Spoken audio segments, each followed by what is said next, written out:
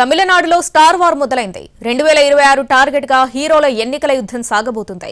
కమల్ హాసన్ విజయ్ బాటలోనే రాజకీయాల్లోకి వస్తున్నట్టు ప్రకటించారు విశాల్. 2026 అసెంబ్లీ ఎన్నికల్లో పోటీ చేస్తానని వెల్లడించారు.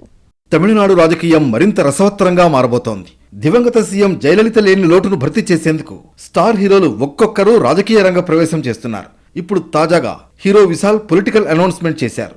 త్వరలో రాజకీయాల్లోకి వస్తున్నట్లు తెలిపారు. స్వయంగా ఓ రాజకీయ పార్టీని కూడా స్థాపిస్తారని తెలిపారు. 2026లో తమిళనాడులో జరగబోయే అసెంబ్లీ ఎన్నికల్లో తప్పకుండా పోటీ చేస్తారని విశాల్ చెప్పారు.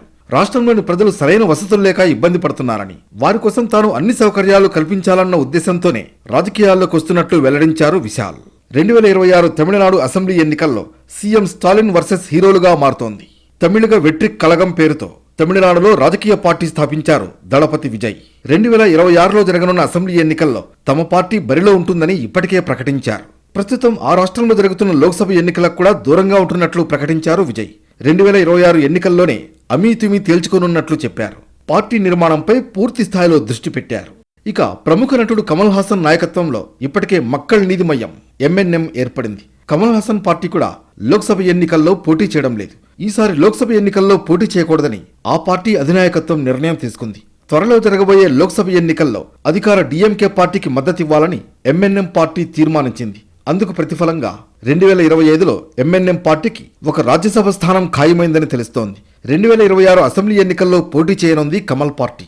అయితే స్టాలిన్తో కలిసి పోటీ చేస్తుందా, ఒంటరిగానే బరిలోకి దిగుతుందా అన్నది చూడాలి. మొత్తానికి 2026 తమిళనాడు అసెంబ్లీ ఎన్నికలు ఈసారి మాత్రం స్టార్ వార్ను తలపిస్తున్నాయి. విజయ్, విశాల్ పార్టీలు కలిసి పోటీ చేస్తాయా, ఎవరికి వారే ఒంటరిగా బరిలోకి దిగుతారా అన్నది ఉత్కంఠగా మారింది. మరో రాజకీయ పార్టీతో పొత్తు పెట్టుకునే అవకాశం ఉందా అని విశాల్ మీడియా ప్రతినిధులు ప్రశ్నించారు. అందుకు ఆయన నో అని చెప్పారు. ముందుగా ప్రజల్లో తానేంటో నిరూపించుకోవాలన్న విశాల్ ఆ తర్వాతే ఎన్నికల పొత్తు గురించి ఆలోచిస్తానని అన్నారు. అయితే విజయ్, విశాల్లో ఎవరికి వారే పోటీ చేసే అవకాశం ఉందని వారి సన్నిహితులు చెబుతున్నారు. జయలలిత మరణంతో తమిళనాడులో రాజకీయ శూన్యత ఏర్పడింది. DMK ఉన్న చీలికలు పేలికలైంది.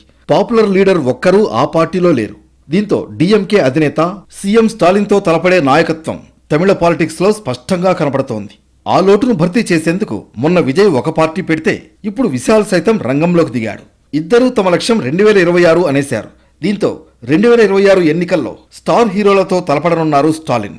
అయితే ఇద్దరు హీరోలు కలిసి పోటీ చేస్తారా, లేదంటే విడివిడిగా పోటీ చేసి ఓట్ల చీలికకు కారణమై అంతిమంగా స్టాలిన్కే లాభమయ్యేలా చేస్తారా అన్నది ఆసక్తికరంగా మారింది. మొత్తానికి వచ్చే అసెంబ్లీ ఎన్నికలు తమిళనాడులో ఉత్కంఠగా మారాయి.